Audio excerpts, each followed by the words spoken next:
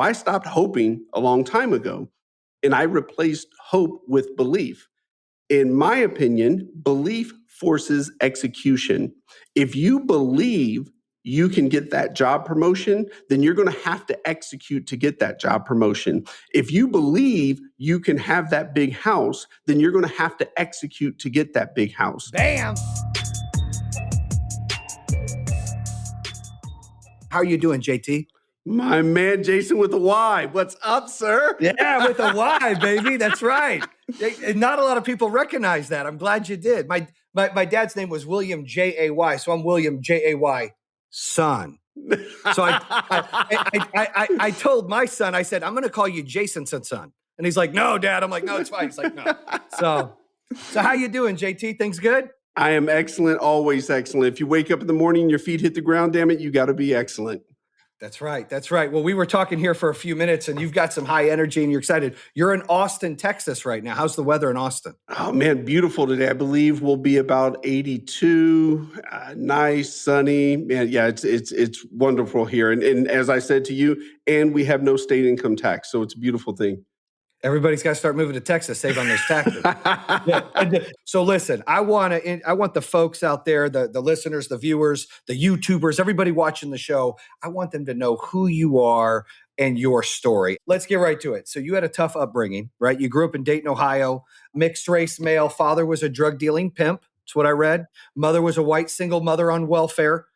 You faced a lot of traumas. You had racism, poverty, juvenile detention, all kinds of obstacles, things that are going on today that still in this world that we live in that people have to overcome, right? You were right in the thick of that. And it wasn't like you were black or you were white. You were mixed.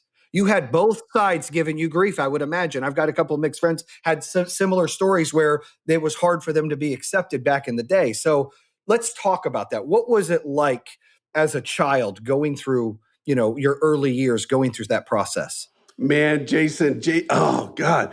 Man, I can't tell you how much I appreciate that. Of all the podcasts I've been on, talks, so on and so forth, no one has ever pointed that out.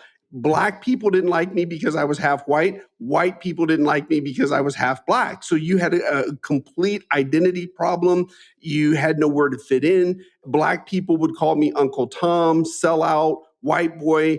And then white people would call me the special N word. You were constantly called zebra, half-breed, Oreo cookie, color confused. So, yeah, man, it was rough in the 70s.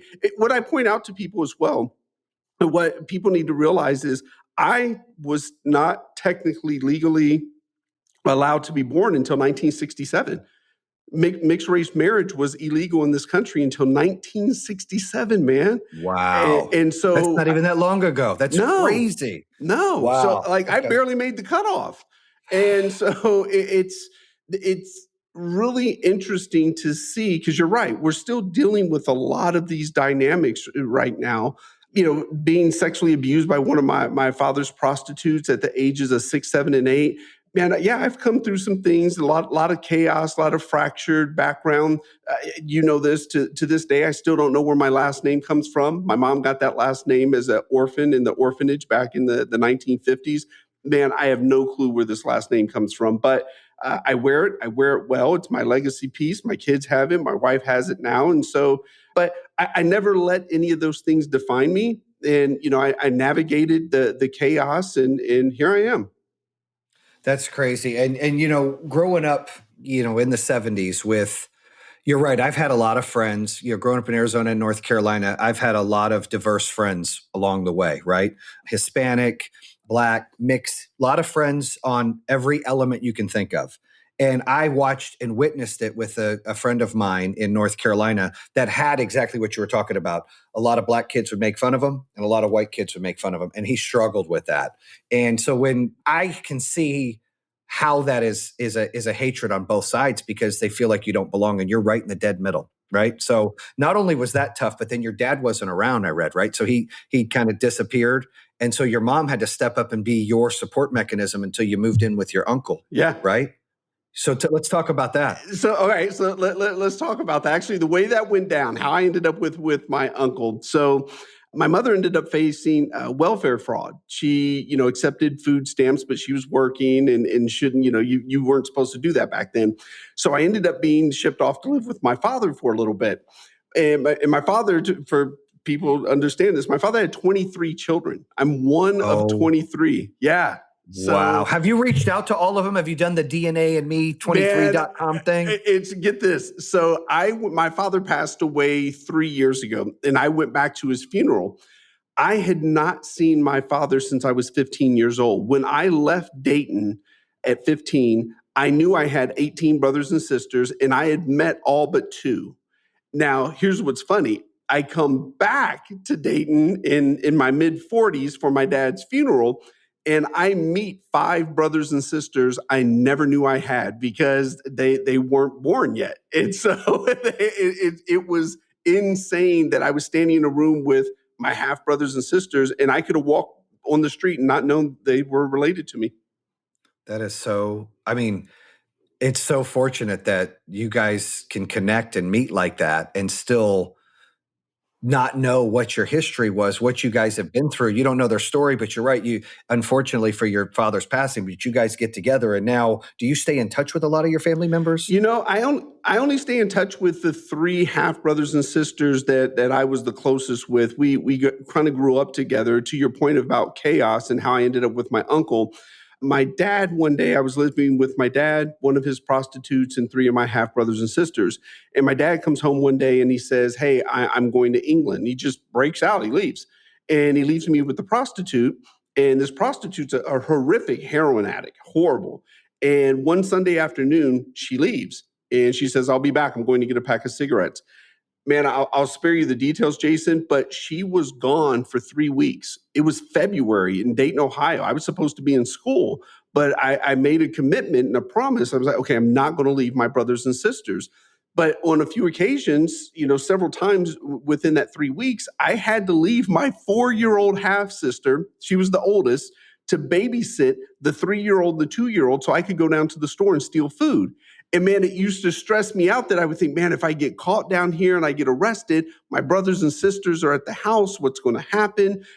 And for 3 weeks, man, Jason, I have never to this day, you and I are both in business, so we know what it's like I need to close this deal, I need to make payroll, I need to scale the company. Man, to this day, I'm 49 years old now. I have never felt a greater stress than every hour wondering if they were going to disconnect the water or the electricity in February in Dayton, Ohio, wondering, are we going to freeze to death? Are we not going to have any water to drink, not be able to flush the toilet or take a bath? And so I had figured out the food thing. I'd go down and steal and I'd come back. But my little brother was 2 and he was still in diapers. And I'm like, man, I can't steal diapers. So I potty trained him, man. I sat him on the toilet one day and he's crying. I'm crying. And I look at him. How old are you? By the way, how old are you 12. during this? I was 12 years old. 12. Okay. And wow. So I set him down and I look at him, Jason, and I look at him and I say, "Hey, man, until something comes out, this is how it's going down." And so you have 4 kids. I got 4 kids. Now, I didn't potty train my kids that way, but at the time I was 12 years old. I didn't know what to do. So that's how I potty trained them. And fast forward, the prostitute came back after 3 weeks. My brothers and sisters were happy to see her. That's their mom. Wasn't my mom, though. And I looked at her and I said, "Where the F have you been?" And she beat the hell out of me, man. My ears started bleeding. She kicked me. She punched me. I ran away and I got brought back to the house. And the second beating was worse than the first. By the grace of God, man, one of my dad's brothers, my uncle, picked me up, took me to another one of my dad's girlfriend's house, and I stayed with her. And the first week was good, but Friday evening came around and her boys went with their father. I stayed with her. This woman was a bad alcoholic. She started beating me. I'm tired of getting beat at this point, man. So I fight back. I hit her. I kick her. She calls the police. I get arrested and I go to juvenile. Now, hold on, Jason. Here's the whole catch of all of this. My mother was in Texas and didn't know where I was. My father's in England and literally only God knew where he was. I'm in juvenile and no one knew I was there. And I was stuck there for almost 3 months, man. And that's how I ended up with my Uncle Bobby for about 15, 18 months. And then after that, at age 15, I got reunited with my mother in Texas.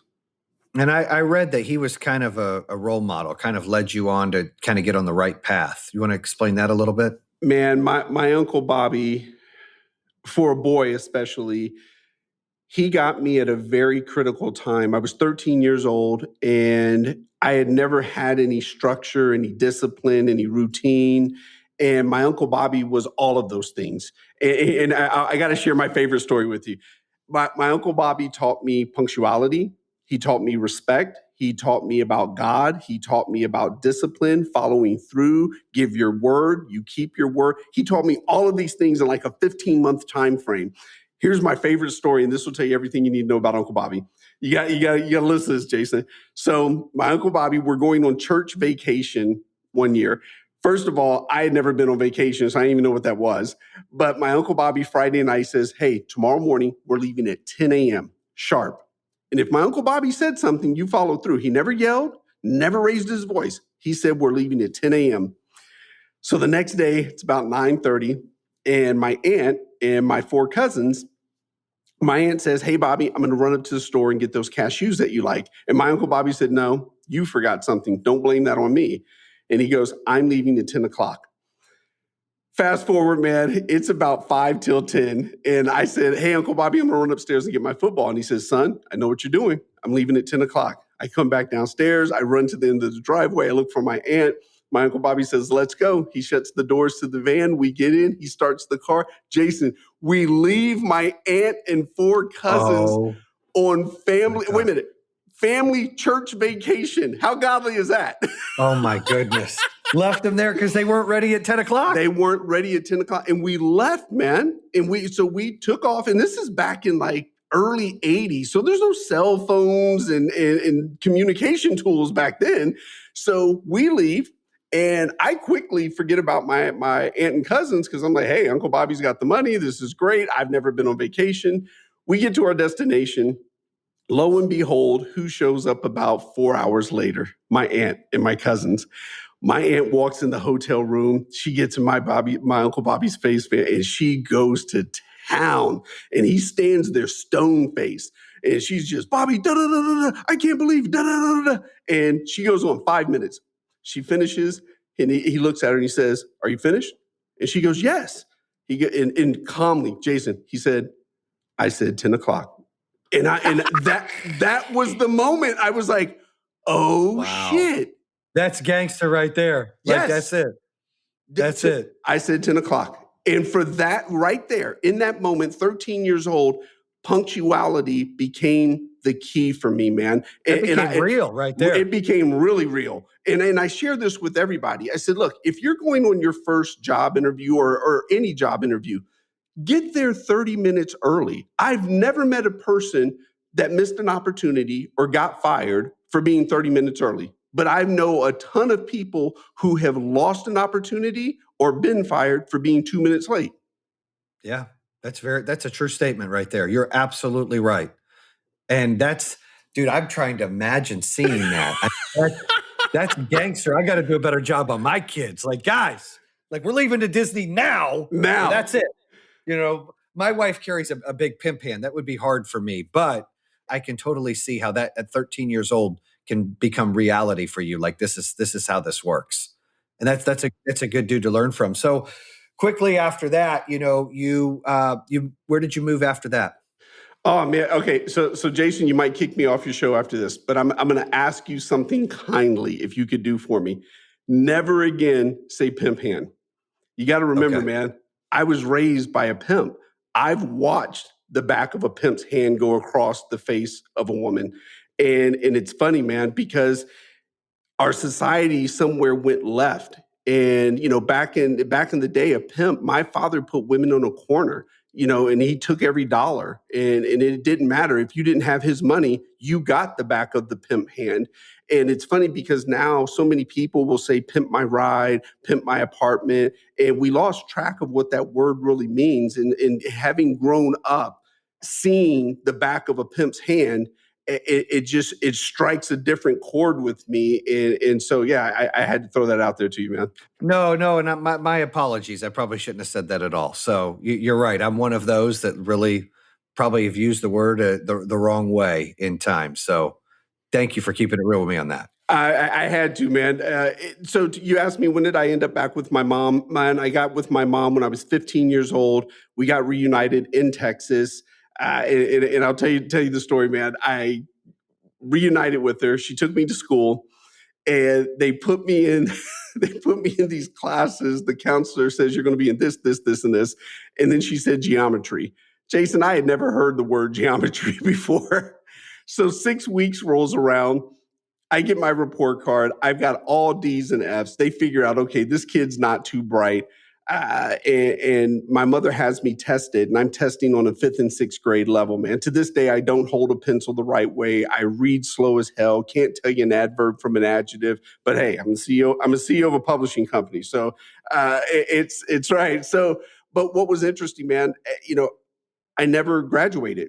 Graduation rolled around. I didn't have enough credits. I had to go to summer school, got my GED. Now it says high school diploma on there. So damn it, I got a high school diploma, but make no mistake, I got my GED. But yeah, I never let my circumstances define who I am. I just refuse to be a victim. I can't change who my father was. I can't change the circumstances I was born into, but I can change the next day, the next week, the next hour. You're saying something that I think that is important for the listeners to hear, right?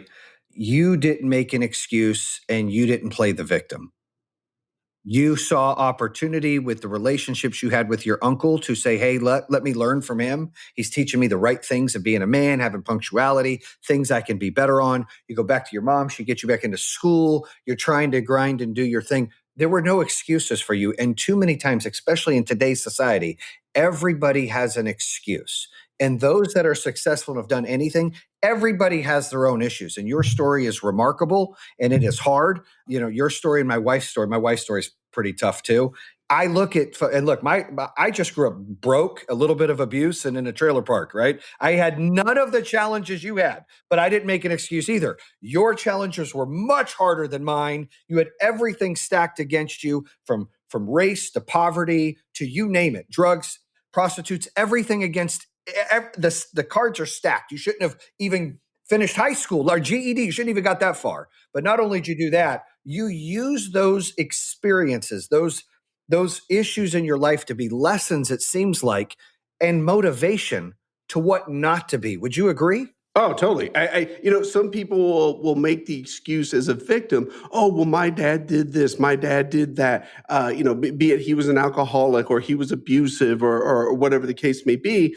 And I look at it as, okay, my dad taught me what not to be. So that's a lesson in itself. And I did choose this as well. He did have some lessons for me. Matter of fact, you got to let me tell the story, Jason. So this is a harsh ass lesson, but one of the greatest lessons that my dad ever gave me.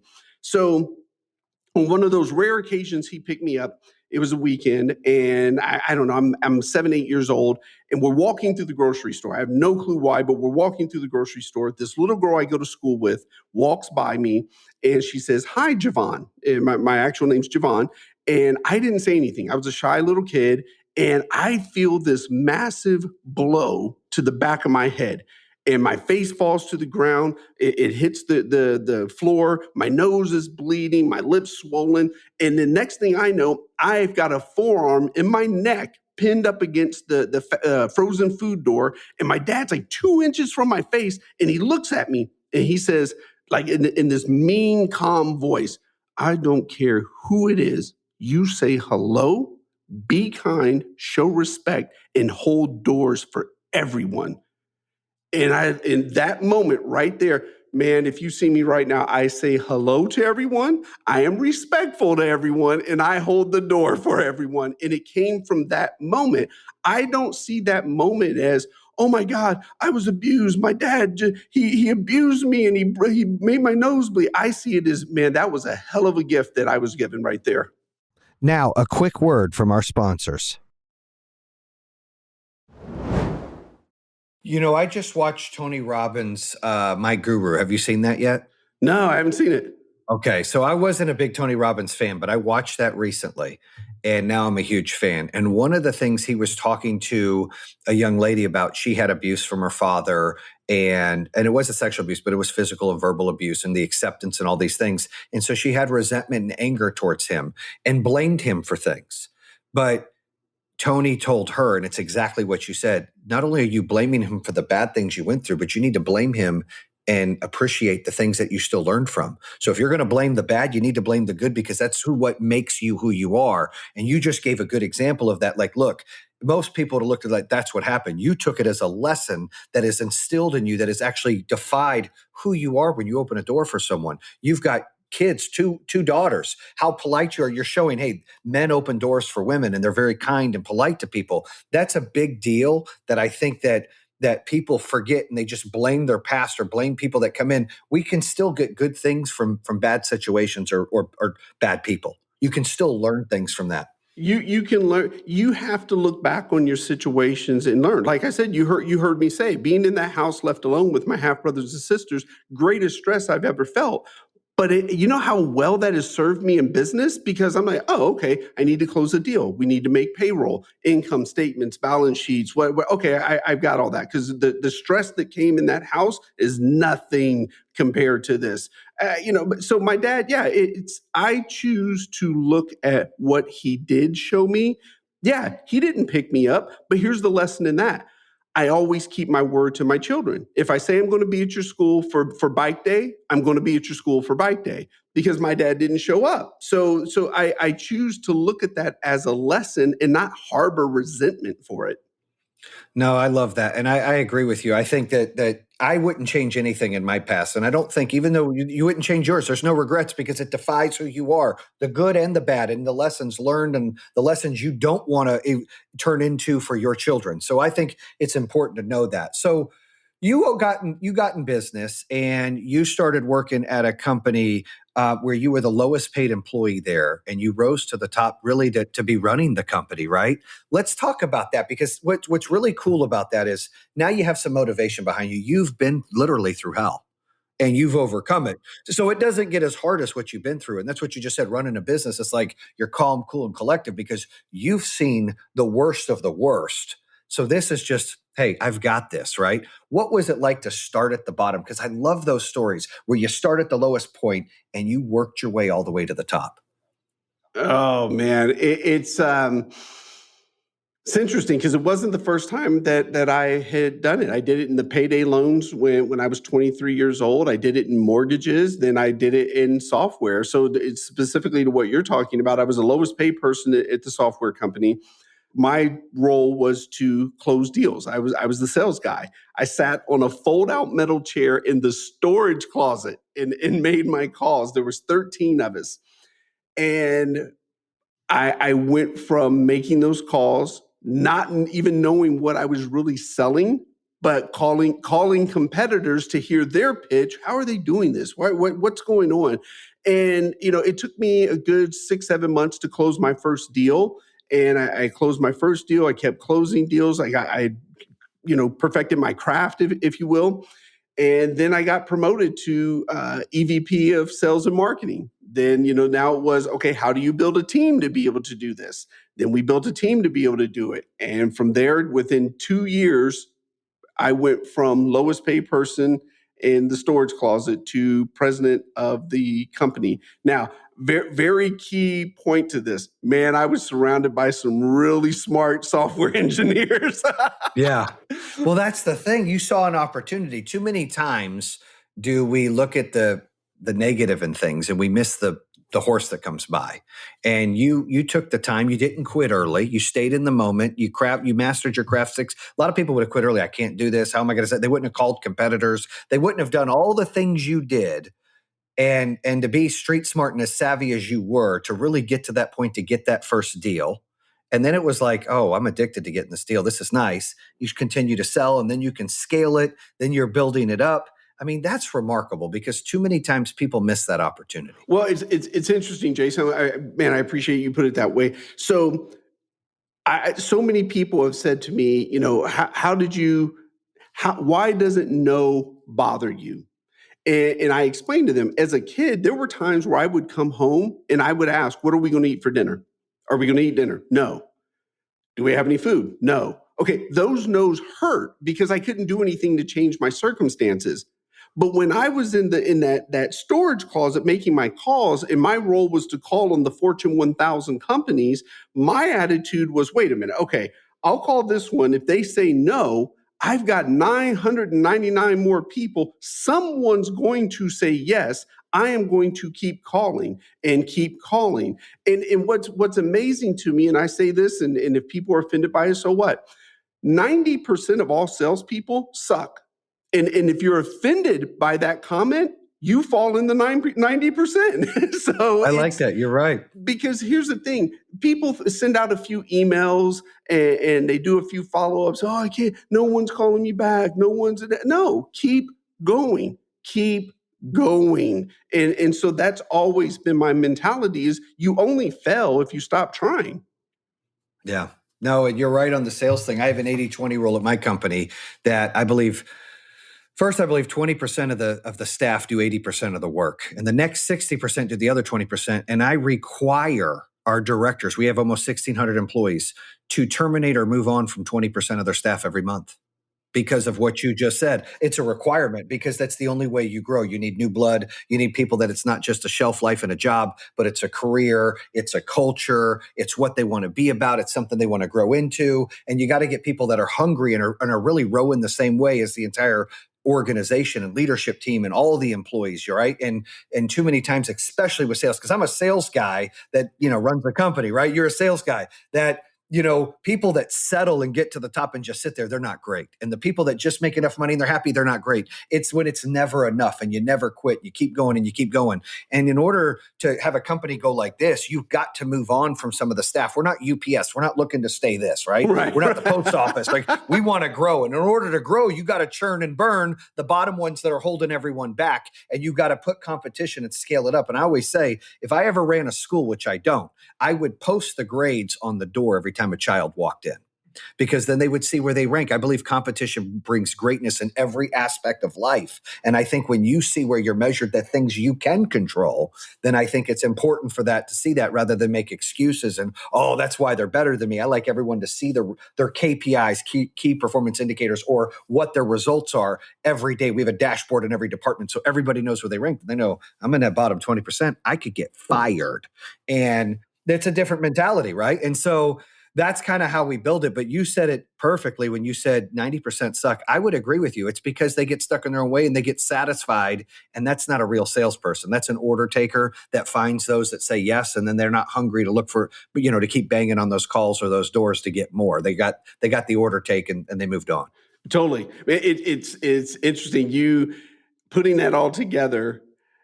I've heard so many people talk about, this is the hot topic in our country right now. And I say this being half white, half black. You hear people talk about privilege, they're privileged, they're privileged. And I've even heard people say, well, it's unfair that I had to work 100 times harder than that person to get where they are. And for me, nothing is ever going to be fair. Life just isn't fair. I learned that shit back at 5 years old. But where I have the mentality of, if I had to work 100 times harder than you to get to where I am, my attitude also is I'm also 100 times better than you because you didn't have to do the things that I did to get to where we are. So I just adopt the mentality of, what's my mindset when I'm getting there? Mindset, choices, and hard work equals success. Mindset for me is just, how do I continue to strive to get to where I want to go? And I hate the way we've destroyed the word privilege in our country. I've got 4 kids. I don't ever want my kids to feel embarrassed because they live this life that they're in. That's bullshit to sit there and say that somebody that comes from a 2-parent home, lives in a great community, goes to private, oh, they're privileged. That it shouldn't be said to be a negative thing. Yes, they are well off. Yes, they were born into a great set of parents. But what a lot of people miss on this, I feel privileged to have been born into the circumstances I was born into, because I learned so much shit that most people are never going to know in this world. Nope. They'll never have the thick skin you have or the work ethic you have or the calm and cool attitude under pressure of not getting stressed out and breaking that you've experienced. That's exactly the point. You hit it right on the nail that nobody knows how people got successful or where they come from or what's going on. And it's hard to label privilege. And you're right. You wouldn't change it because I love my kids dearly. And where I have failed a little bit is maybe giving a little too much, where it's hard for them to stand on their feet. My kids are a little older than yours. So my oldest daughter, she is a wonderful mother, right? She is great. She's got a year and a half old daughter and she's pregnant again, but she struggles to adult. Like, what do I want to do, as I grow up, Dad? And I said, look, honey, right now it doesn't matter. And where I have failed is I have coddled and been there every single time rather than making them tough or learn things like we've had to learn, especially with your situation. Like you have got to overcome things. And for our kids, it's going to be a little harder, but that's why we overcame it. That's why we worked our ass off. So they didn't have to. And that doesn't make them privileged because they're a part of us who have worked our asses off to put them in that position. And I'm a big believer, like you said, if you've got to work 1,000 times harder than somebody else, like you just said, to have that position, not only are you 1,000 times better, but then you 1,000 times deserve it because nobody wants anything given to them because then they know they always screw it up. They don't know how to appreciate it. I always say this and people get upset, but self-made is so much different than silver spoon.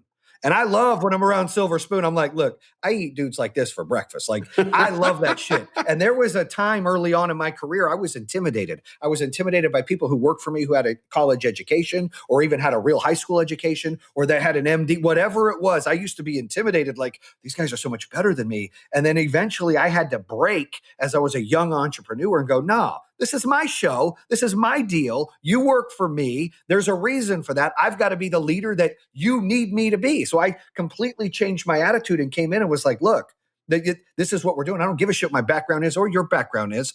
We're doing it this way. We're going to be successful this way. You're either in or you're out. And it kind of gave me that mentality over time where now I'm never insecure about that. But I had to struggle through that. Did you have to struggle through that early on in your career? Oh man. Matter of fact, it wasn't until I'd say the last 4 years that actually went away. So my co-founder Tucker Max, talk about. I grew up completely in my business career intimidated by who had a degree, who had the letters after their names, because I didn't have those things. You heard me joke earlier. I said long before I had the current 3 letters after my name, CEO, I had 3 other letters. They were GED, and so that's all the only letters I had. But I was always intimidated by people who had those academic credentials. And Tucker pulled me aside one day. And keep in mind, Tucker went to the University of Chicago and has a law degree from Duke. So this is someone who's highly educated and has some serious names after his name. And he pulled me to the side and he said, "Hey man, I want you to know something. All those people that you think you're intimidated by, they're actually more intimidated by you." And I go, "How's that?" He goes, "Because they're wondering, wow, did I just get here because of who my parents are? Did I get here because I'm a legacy person and that's how I got into college? Because my dad knew this person who got me an interview and so they're always wondering, are they truly as good as they are? Or did they get there because so many doors were automatically open for them?" They said they're intimidated of you because they see where you came from and they know that you actually know some shit. Now, let's hear from our sponsors. No, dude, he said that perfect on. I never looked at it that way. And that's a good way to look at it. I looked at it similar to where it was, they invested their money. Maybe they're in debt from going to college and they're not using that degree working for me. So they've got to be intimidated. I had to turn my brain on to go, how can I control this situation? Because I would have to do a sales meeting early on in home security and look at guys that not only were older than me by 10 or 15 years, but like you said, had letters after their name because they had college degrees somewhere. And I was intimidated for a while. And then eventually I was like, I can't, there's a reason they work for me. I've got to own the room. And you get through moments in life. It just doesn't turn on and it stays that way forever. You'll meet people along the way. At least I believe this. And as people evolve, you meet people and you go, well, I'm a little intimidated by that guy. Like, that guy's worth billions. And dude, I might be a millionaire. I ain't a billionaire. But I had that recently. I got to sit down and do a roundtable with President Trump about solar energy. And it was right before he caught COVID. But I was in a room with a lot of people One of them was from Texas. I'm trying to remember her name, Kathy Adams or something. She owns a bunch of oil. She was best friends with Jerry Jones. But some of these people I met with, they were all billionaires. And I'm like, I had about 15 seconds, JT, where I was there and I was like, I'm not supposed to be here. I had to pinch myself. I'm like, I'm gonna go to the restroom. I had to throw water on my face. This just happened. And go, hold on, Jay, get your shit together. Like, what are you doing? Like, dude, you're self-made. You run almost $1 billion company, does 800 million in revenue. You built it from the ground up. You didn't have to go to school. Everything's on experiences and hard work. You've done everything you're supposed to do. You run a podcast. Get out there and own the damn room, right? And to get back out there, I'm chest bumping, high-fiving, elbowing. Like, this is my shit, right? And I'm telling people, like, yeah, I'm Jayson Wallace. Yeah, I let them know. And solar energy, damn it. That's right, baby. Like, bam, I let them know. Like, that's what we're doing. And, same thing when the president came out and, whether you're voting Republican or Democrat's irrelevant. My business, my whole argument to him, and it really wasn't an argument. He listened and we had a great 12-minute conversation, which was amazing.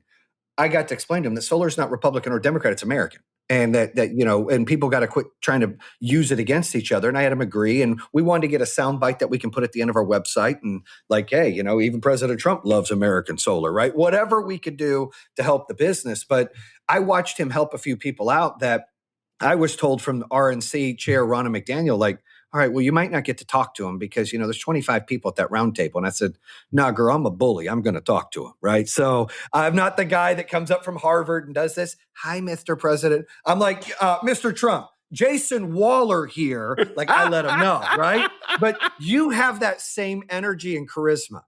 And that's what makes people like you and me, in my opinion, really great to be an entrepreneur and a vision for the company, because we're using, and you especially, experience and failures and being told no and things you've had to overcome and intimidation, whether it be you're intimidated by someone who's got a college education or more experience than you, or intimidated by someone who had more money than you, or intimidated by anything. They lived in a better lifestyle than yours. All of those things molded you, JT, to be who you are, to be so successful, to have a wonderful family, to have 4 beautiful kids, to be able to help 1,700 writers write a book and do something they want to do in their life. I mean, think about this. You got a GED and you own a company that allows people to write books, dude. Like, that's like full circle legit right there, right?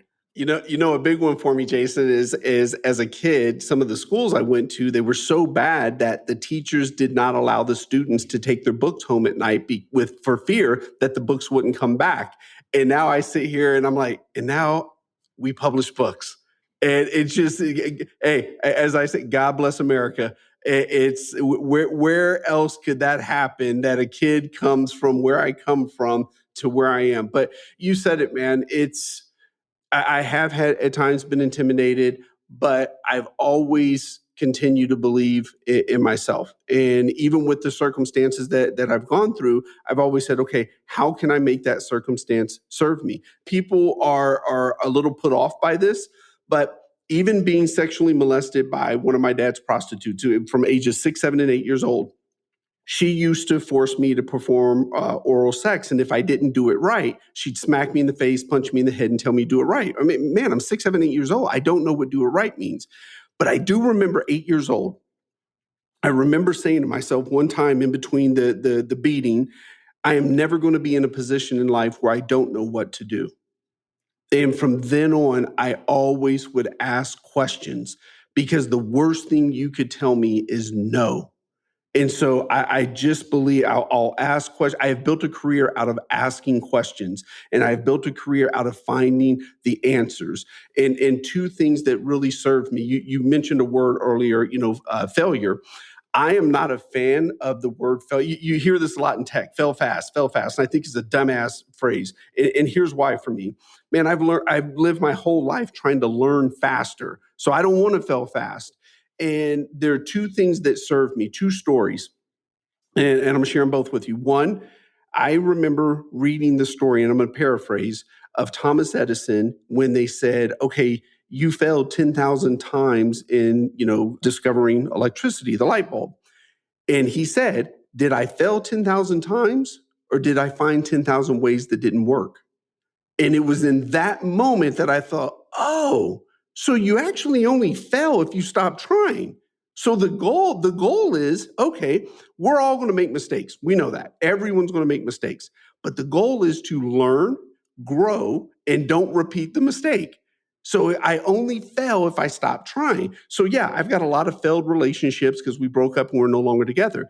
But man, as a first-time president, oh my God, I made a ton of mistakes as a first-time president of a software company.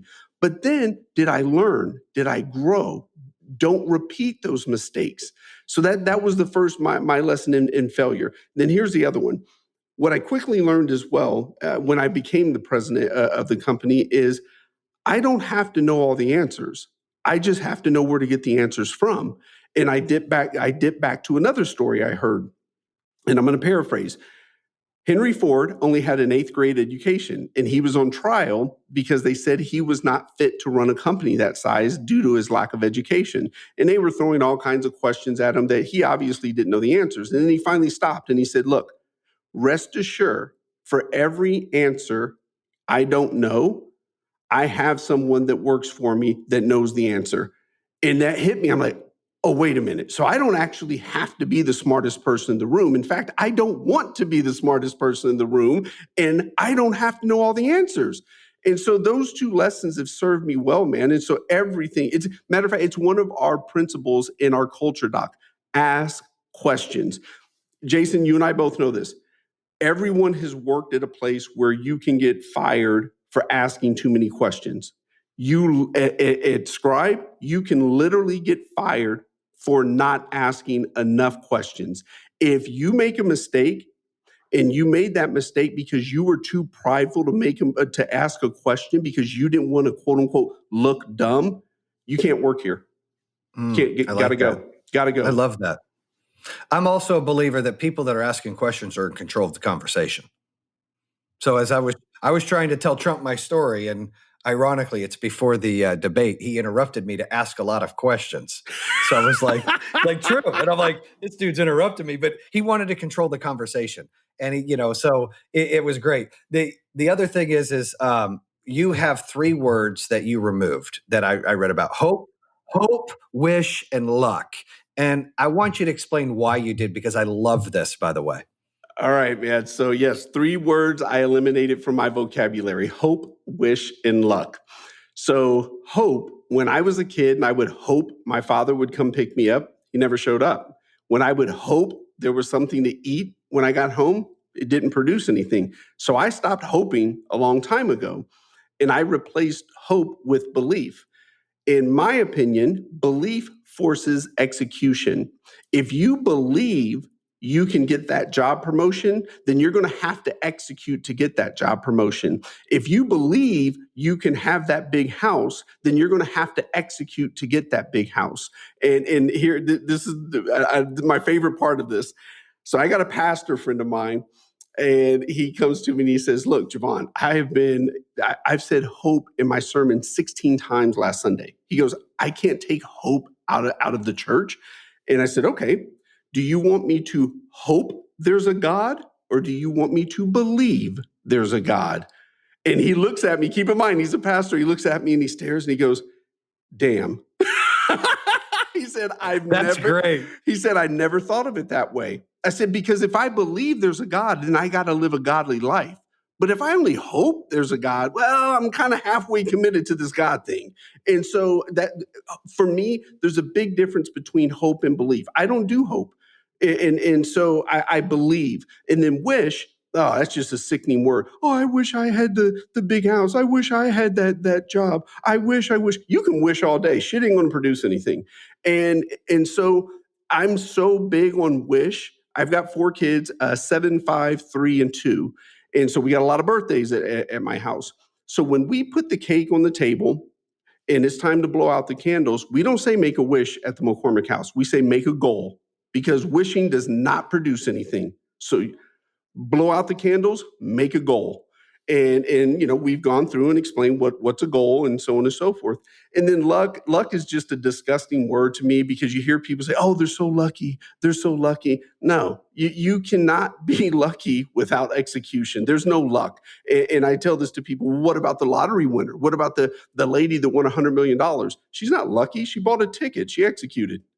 That's right. No, look, I love that. And you mentioned something about surrounding yourself with people that are really smart, smarter than you in a lot of cases to get there.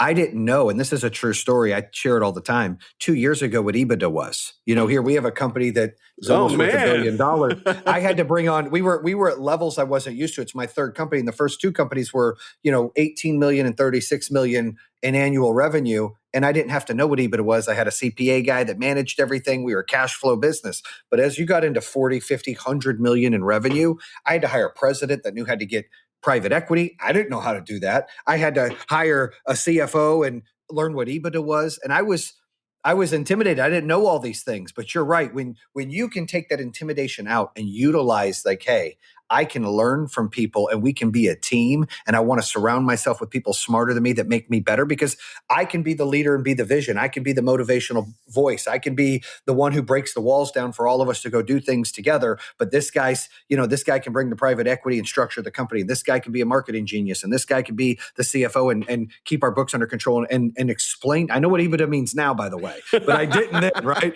And so I was like, oh my goodness. And I share that story because you were talking about hiring people smarter than you to learn, and what Henry Ford went through, which I didn't know that story. So that's great that you shared that. But today I learned from you, like, not only like hope, wish, and luck, I'm going to use that. Like, I'm going to share that with my kids. Every time I can talk to, people that have been through struggles in their life and have not made excuses and have not hoped, wished, or felt like luck was going to get them out of the way, and they've grinded and they've made no excuses and they worked hard. I have a motto: there's no elevator in life. I mean, you got to take the steps, right? It's one step at a time. And you can't set crazy goals that are unrealistic, because then you're going to fail. You're not going to get your satisfied quick results. You got to have baby goals to get there and be in the moment. And I think today I learned a lot, but that's what I really love the most right now is the hope, wish, and luck thing. I love that. I'm gonna utilize that in my home. I'm gonna tell my kids, you got to have goals, not make a wish. And I agree. Like, we've got to be more focused towards that as not only as parents, but as a generation in the world we live in, because that's what makes America so great is we have opportunity, but you've got to go get it. Got to go get it. You can't just let it sit there. Totally. I say this to people all the time, and I really appreciate the fact that you've said this. I don't care what your political affiliation is, if you're left, you're right, independent, doesn't matter to me. But one thing is the absolute factual truth. There's a single mom right now walking 1,100 miles from Honduras right now with her two kids to try to get into this country to create a better life for herself. Regardless of how you feel about immigration, that's not the point. The point is there's a single mom with two kids walking 1,100 miles to try to get into this country to create an opportunity for herself. Man, on my worst day of being sexually molested, not knowing where my last name comes from, a pimp father sitting in juvenile, on my worst day, I never had to try to get into this country. Damn it, I was born here. I have a responsibility to be successful. I don't care what anybody says. Again, no political affiliation. It is still the greatest damn country in the world.